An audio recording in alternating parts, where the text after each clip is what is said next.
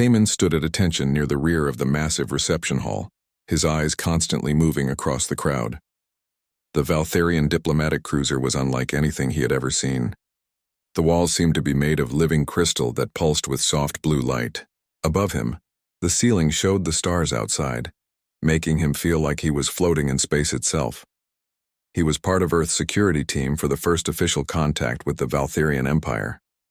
After 3 years of long-distance communication, both sides had finally agreed to meet face-to-face.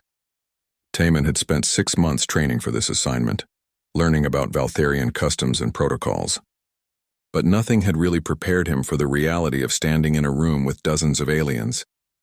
The Valtharians were tall and elegant, with skin that shimmered in shades of silver and pale blue.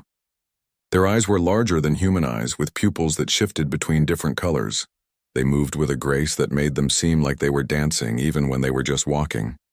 Taman adjusted his formal uniform and tried to look professional. He was only 28 years old, one of the younger members of the security detail. His commander had chosen him because of his quick reflexes and his ability to stay calm under pressure. Right now, he needed both of those qualities. His heart was beating fast, but his face showed nothing. Across the room, Ambassador Kyung-soo was speaking with a group of Valtharian officials. The conversation seemed to be going well. Translators on both sides worked to make sure everyone understood each other. Taman could hear the strange musical quality of the Valtharian language mixing with Korean and English. Then he saw her. Princess Hayrin entered through a doorway that appeared in the crystal wall. She was younger than most of the other Valtharians in the room, and she wore robes that seemed to be made of starlight itself. 2 guards walked beside her, their hands never far from their weapons. The room became quieter as people noticed the princess. She smiled politely and began moving through the crowd, greeting the human delegation. Taman watched her carefully, not because he suspected her of anything, but because it was his job to notice everything. To his surprise, Princess Hayrin walked directly toward him. Her guards tensed, but she waved them back. She stopped a few feet away and tilted her head in what he had learned was a Valtharian gesture of friendly curiosity. "You are one of the protectors," she said in careful English.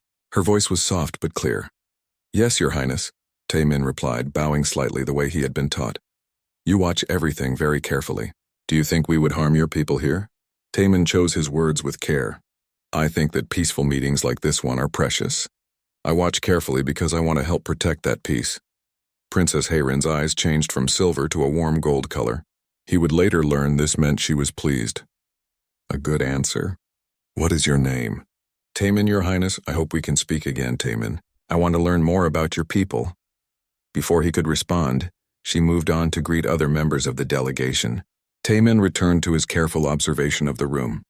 The whole conversation had lasted less than a minute, but it had felt significant somehow. The reception continued for another hour. Food was served, though Taman didn't eat while on duty.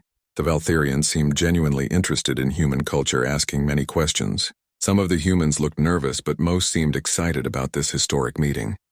Taman noticed something wrong just seconds before it happened. A Valtharian server moved through the crowd with a tray of drinks, but his movements were too stiff, too focused.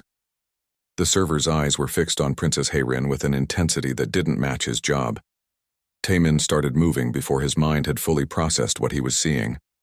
His training took over. He pushed through the crowd as politely but quickly as he could. The server set down his tray and reached inside his robes. Time seemed to slow down. Taman saw the weapon come out. It was sleek and silver, shaped like nothing he had seen before. The server raised it and pointed it directly at Princess Hayrin, who was talking with a human diplomat and hadn't noticed the danger. Taman ran. He heard someone shout in alarm. The Valtharian guards were turning, reaching for their own weapons, but they were too far away. Everything was happening too fast. The assassin fired. A bolt of bright red energy shot across the room. Taman threw himself forward, putting his body between the princess and the blast. The energy hit him in the chest and pain exploded through his entire body. It felt like being struck by lightning and burned by fire at the same time. He didn't stop. He crashed into Princess Hayrin, pushing her down and covering her with his body. The assassin fired again. The second shot hit Taman in the shoulder. He screamed but held his position. The third shot hit his back. Then the Valtharian guards were there. He heard the sound of their weapons, different from the assassin's gun. He heard shouting in multiple languages. He felt hands pulling at him, trying to move him. Princess Hayrin was saying something, her voice high and frightened. Taman tried to tell her it was okay, that she was safe, but he couldn't make his mouth form words. The pain was incredible, worse than anything he had ever felt. His vision was going dark around the edges. Someone rolled him onto his back. He saw Ambassador Kyung-Soo's face above him, looking terrified. He saw other members of the security team forming a protective circle.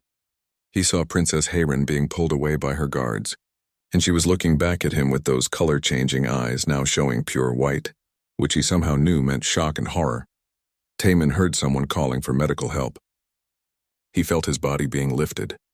The beautiful crystal ceiling full of stars was spinning above him. He thought about his family back on Earth. He thought about how strange it was that he might die on an alien ship, in a place humans had only dreamed about visiting a few years ago. His last thought before darkness took him was simple and clear.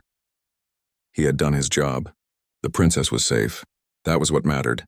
Then everything went black, and Taman knew nothing more.